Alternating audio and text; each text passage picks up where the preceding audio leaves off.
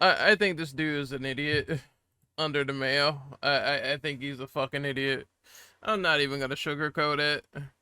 Why is he comparing the notion of failing school to Resident Evil 2? I don't understand this fucking video. But you know what? We haven't watched it yet. Just the title alone is like pure confusion. What is this dude on about? What is Blood yapping about?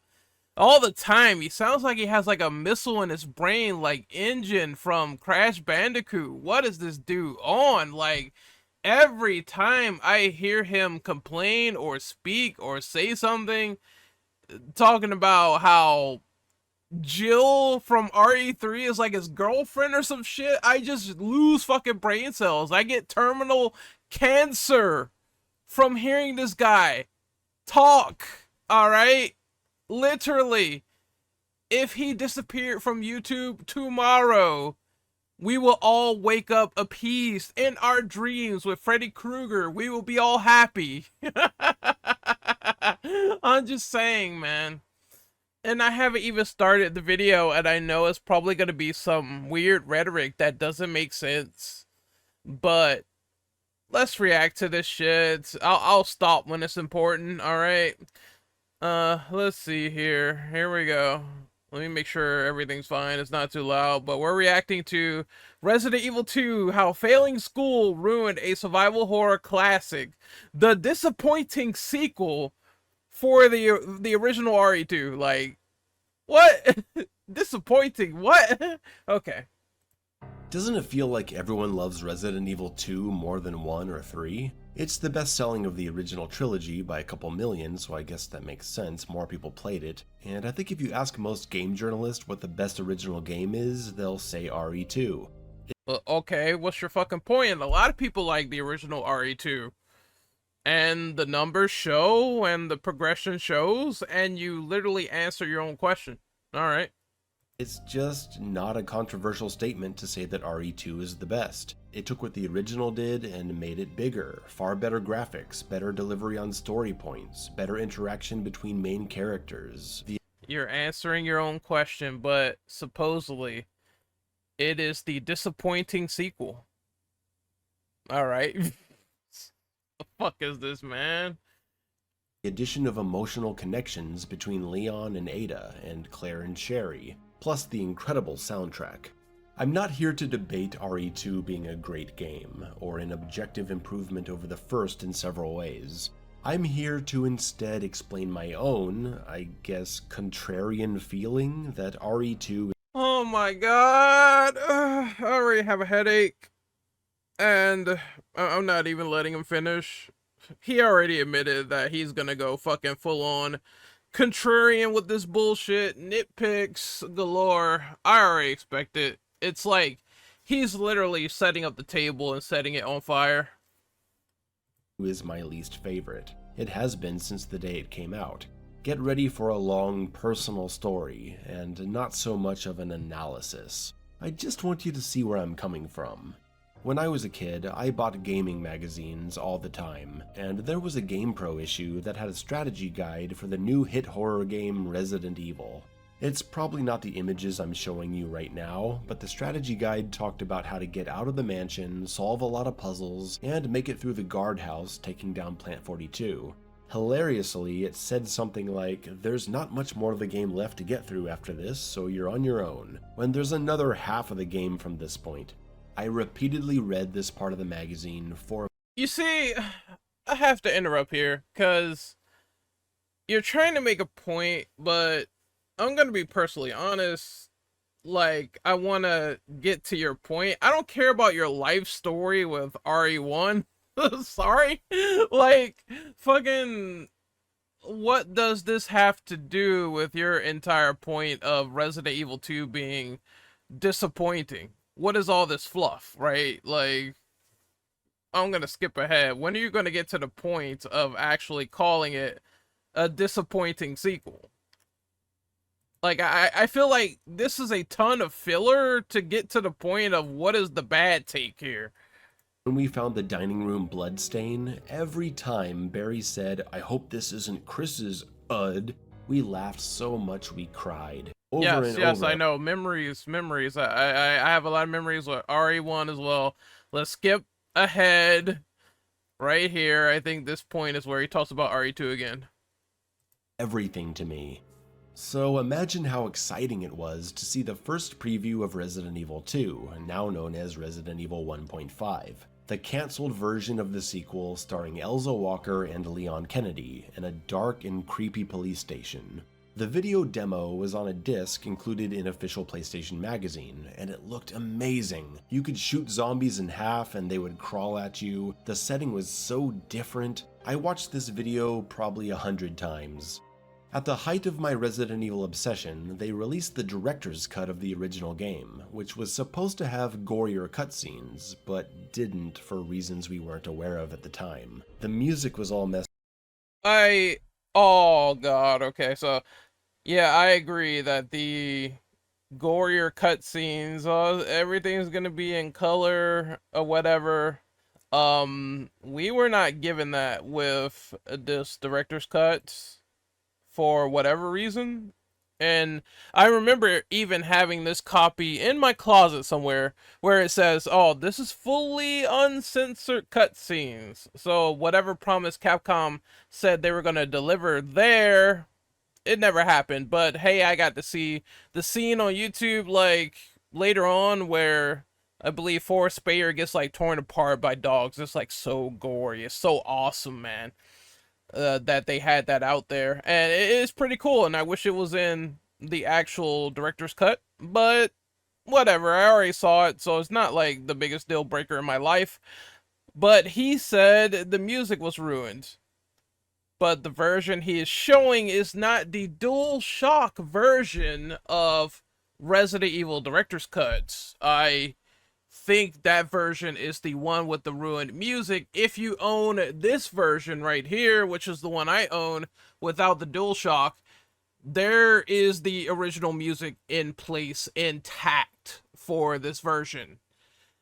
Therefore, and I believe if you get the one on PS5 right now, which you can now buy for like $9.99, that is the version with the original music. So there's nothing to really complain about unless you're an owner of the DualShock version and you have to listen to tubas blurting out of someone's ass like every 5 seconds. To have gorier cutscenes, but well, you know, I wouldn't even say that, not really, because like actually there is some music that I do like in the DualShock version, but there's some bad music as well. I'll get into that in like another video in the future. For reasons we weren't aware of at the time. The music was all messed up too. So I guess he must have gotten the DualShock version, but the version he showed is not that version, so it's kind of confusing. But the three main attractions were the free demo of RE2, the arranged puzzle mode giving us a new campaign experience, and the new camera angles. Yes, for all you fixed camera haters, a selling point of the director's cut was the alternate artistic framing of different rooms. That's how much we cared about the art style of survival horror. Crap on it all you want because you don't like tank controls, but there's a lot of people who value the cinematography of these experiences, and there always will be. The free demo of RE. Alright, so at this point, this is just him trying to sort of brute force his idea that yes, you know, fixed camera and tank controls were the shit and people are never gonna stop liking them. Of course, people are never going to stop liking the previous original Resident Evil titles that they grew up and loved and appreciated, right? But the thing is that we have some harsh reality, and that is the fact that yes, these remakes have outsold the originals 10 times over. And as a publisher, what Capcom is going with the most in the future is not fixed camera tank controls, it's over the shoulder and first person. You can say how much people like fixed camera tank controls all you want, and I do find sentimental value in that art style that they harbored and shown and experienced, but the reality is that it doesn't diminish the past and it doesn't diminish the future and the present either. We've seen Capcom be successful with OTS, and there are people who will never like fixed camera and take controls. There are people that will stick to over the shoulder and first person. I believe Resident Evil has been a generational and genre defining series, and it appeals to all types of generations, whether you're new, old, etc. There's a lot of people that became Resident Evil fans for a reason, and I believe that is the most important thing about the franchise, which is why it survived for almost 30 years. Just saying, fam. So it's never one way or explicitly the other.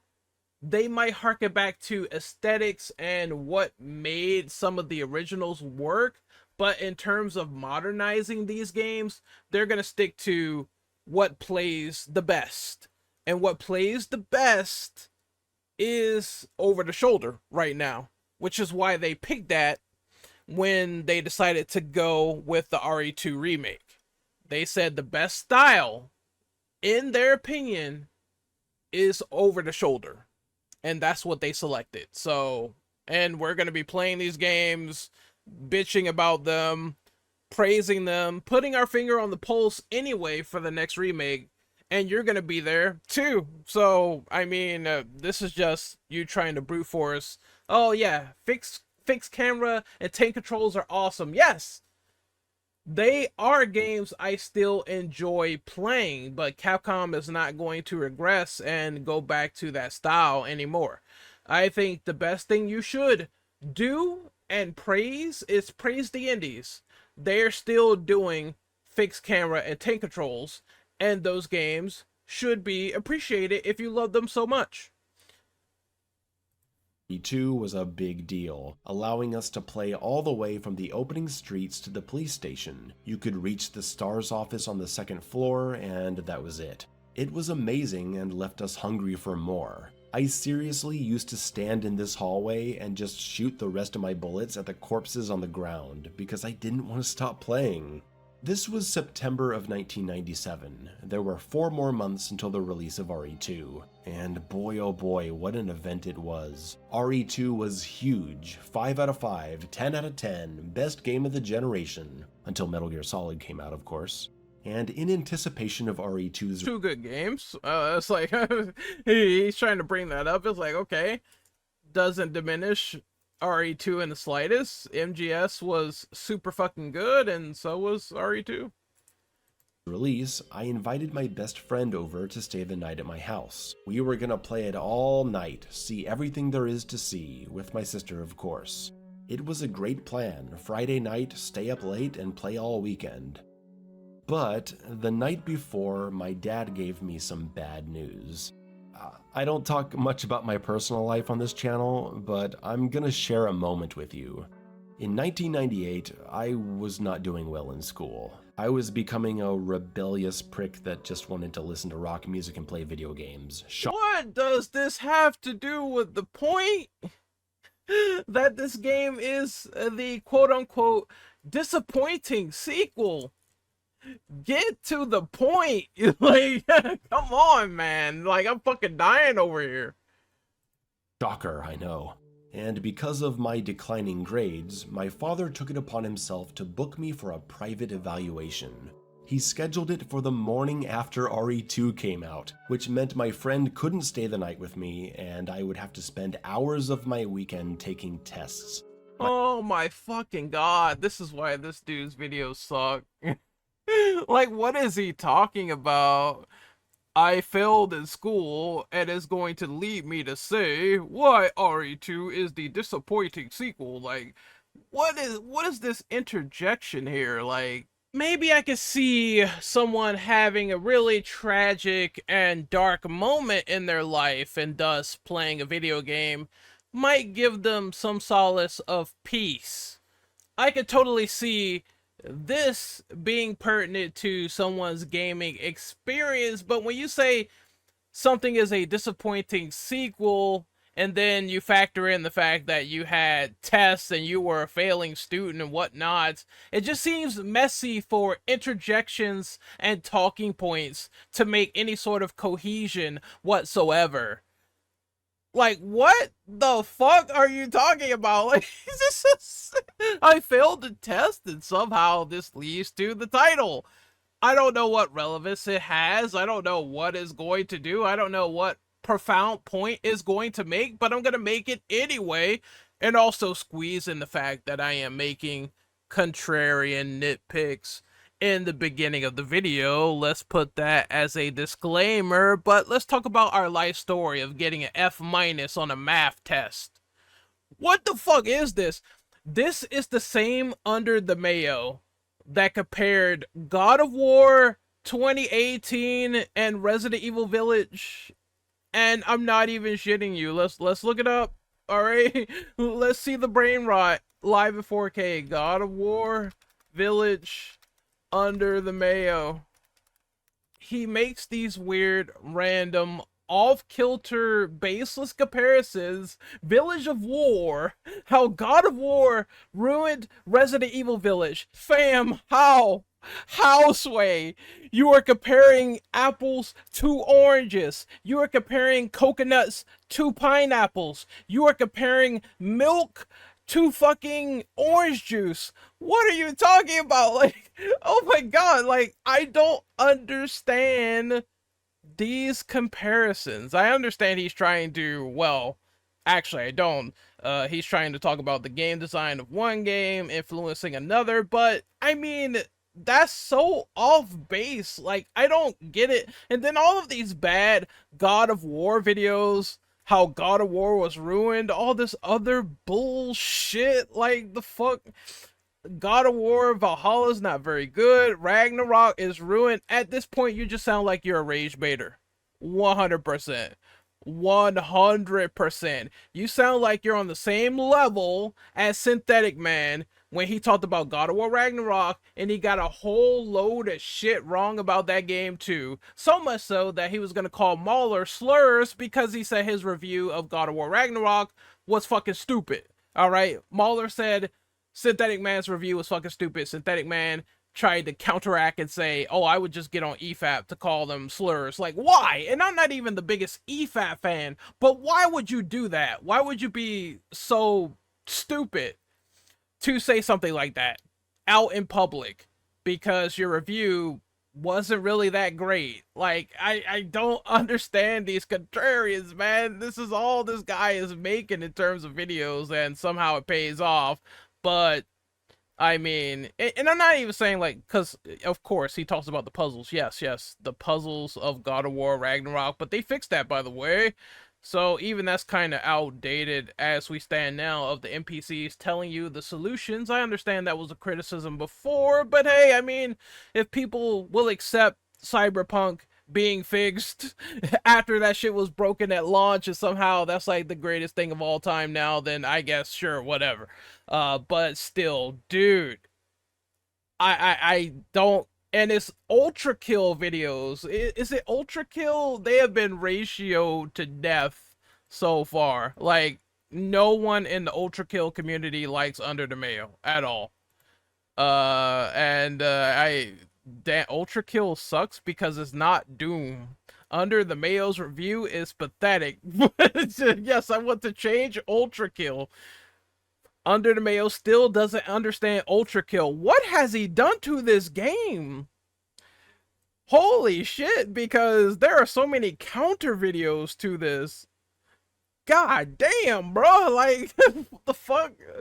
You must be like shitting out diarrhea from the mouth if you have like thoughts on this, and goddamn, this ultra kill video is getting like just destroyed. I just heard about this drama from a friend of mine, and I had to bring it up because it seems like this guy does these contrarian nitpicks very, very, very, very often. All right, let's continue. My mother was strongly against this, but it was already done. The game came out, I played it to completion that night with my friend, and he had to go home. I finished both A and B scenarios. And then I went to bed, waiting to be evaluated at 8 o'clock in the morning on a Saturday by some scam business.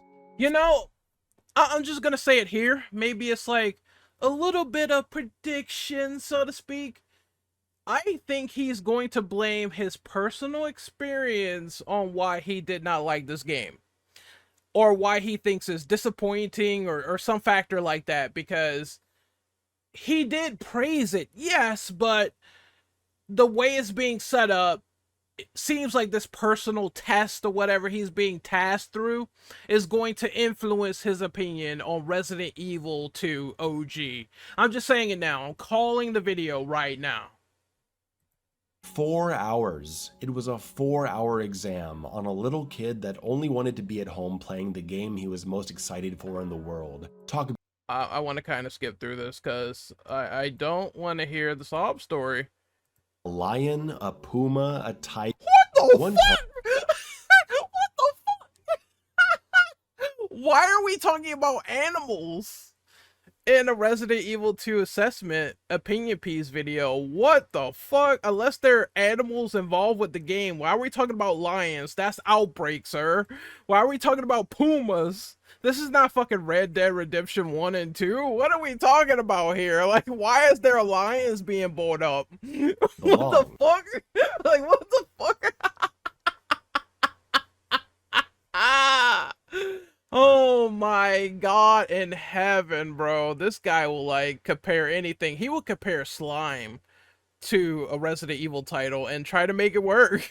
I don't know how, but he would just do it. Like, this is Nickelodeon slime in the corner right here. And this is in comparison to my thoughts and feelings and opinions and analysis on Resident Evil. Alright? Like, what are we talking about, bro? And the choices were a lion, a puma, a tiger, and an airplane. Oh my god. Oh. It was insulting. So, despite my strong desire not to be there, I still flew through the tests. But somewhere around hour 3, I just couldn't take it anymore. I wanted to go home, so I just started answering questions randomly, whatever got me out of there faster. I rushed the final parts and I got the hell out. Little did I know that there would be consequences to my actions. My father didn't tell me what this was all leading to. Turns out, my failure on the final subjects, to the organization, meant that I should be enrolled in their special after-school program from 7 to 8 p.m., or 6. Oh my god. It's just, it goes on and on and on about this backstory. Can we get to the point? To play Resident Evil 2. Thus began a 9-month program where I had to go to this stupid school at night, sitting next to kids who genuinely failed these exams because of whatever problem they had. Oh, woe is me. I failed the test. Somehow Resident Evil 2 is disappointing because of that. Okay? Like, what the fuck? I hope that's not what he's getting at, man. I want to.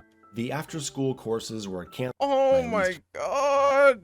You could just say this is, you could retitle this video. I'm trying to help you. You can retitle this video. You can say, this is my boring sob story of being in an after school program. I don't know, you probably gotta shorten that. And this program affected me from playing a game I wanted to enjoy or something like that. I don't know. Maybe make a large description and say that is the crux of the video. My experience with my math tests. Like, what the fuck? But this is not like any real critical thinking skills whatsoever to me. This is a bunch of jumbled up trash trying to make a point.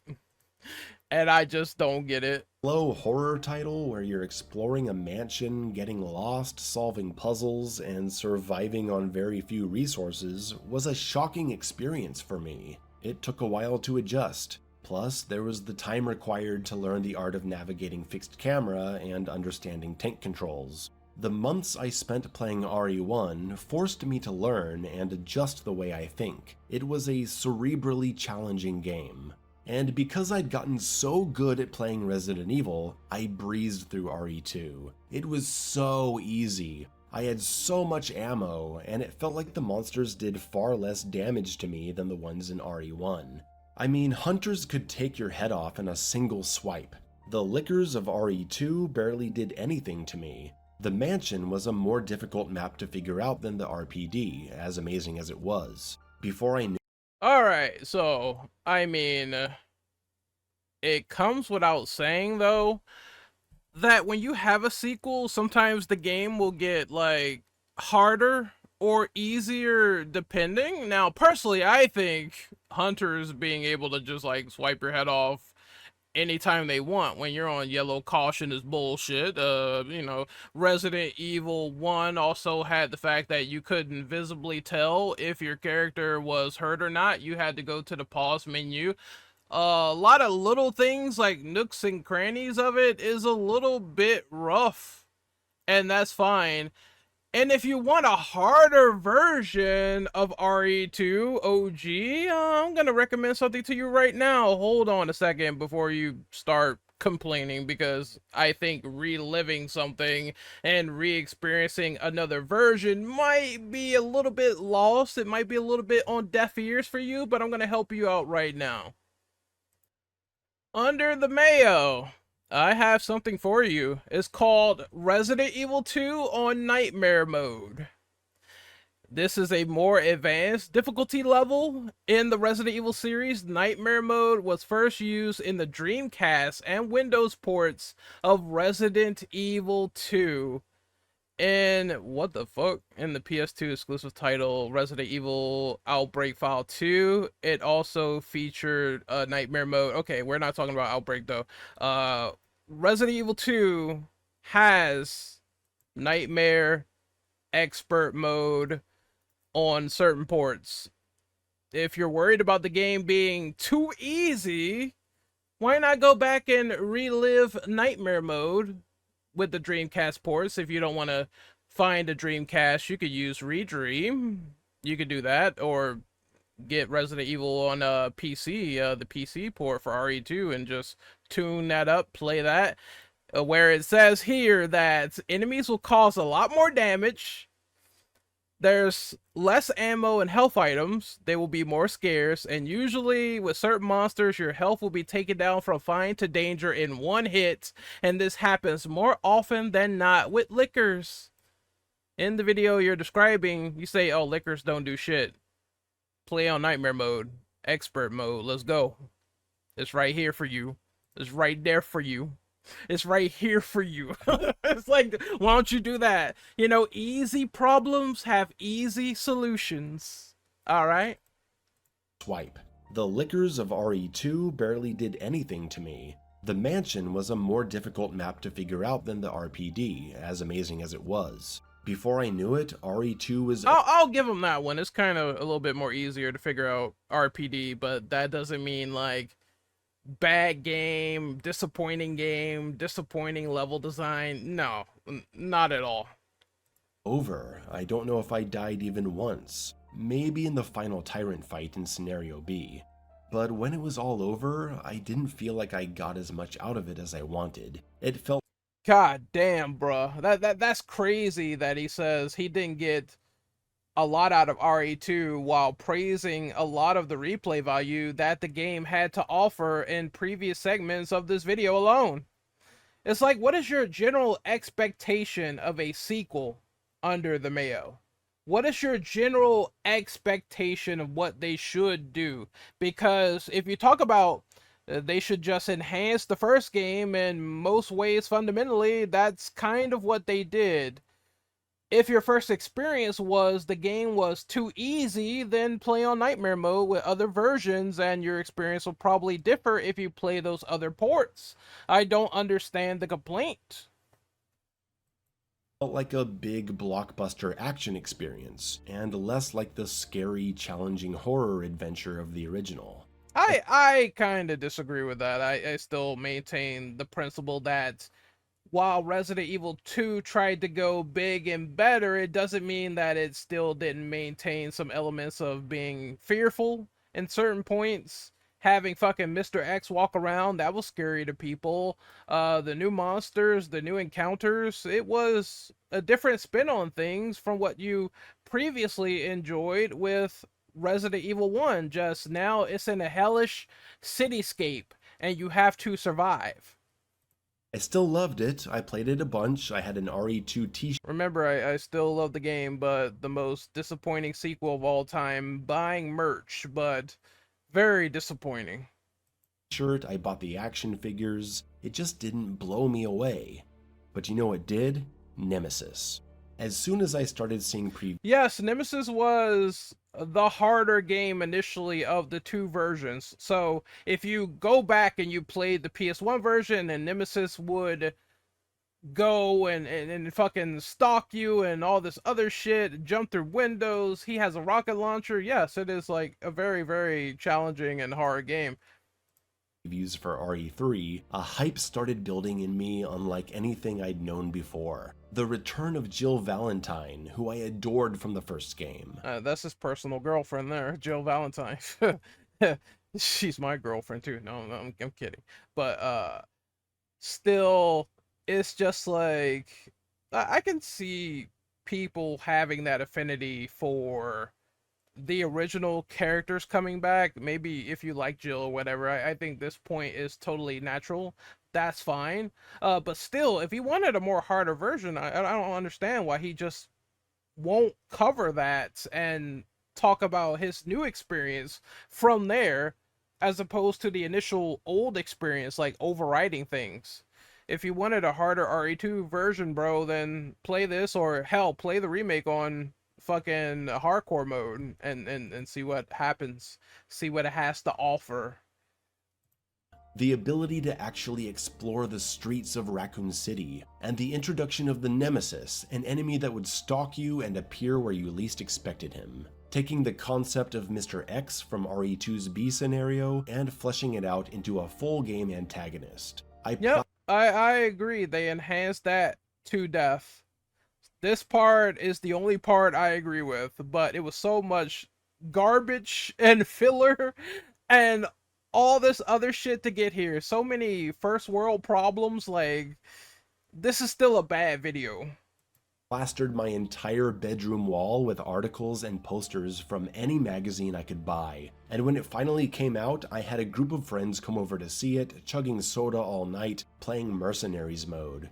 It was a far more memorable experience than RE2, not just because I wasn't rushed into a learning center the next morning, but because RE3 shook up the gameplay in new ways, and I feel like RE3 still has problems, namely with it relying on that choice system. That was the replay value of the game. I still think scenario A and B is like way better than live selection, but that's just my opinion.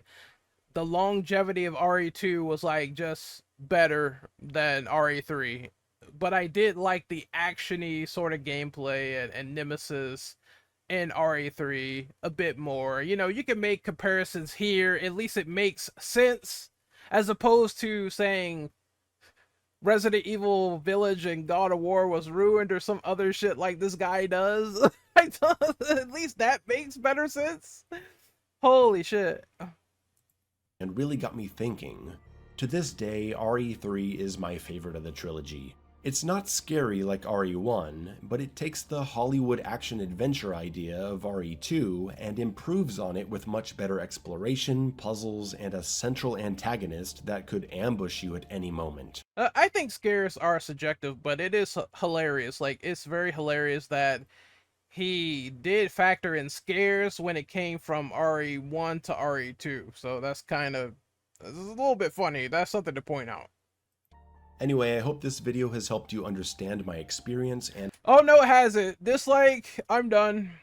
That's it. I hope you guys enjoyed the criticism, Suggs.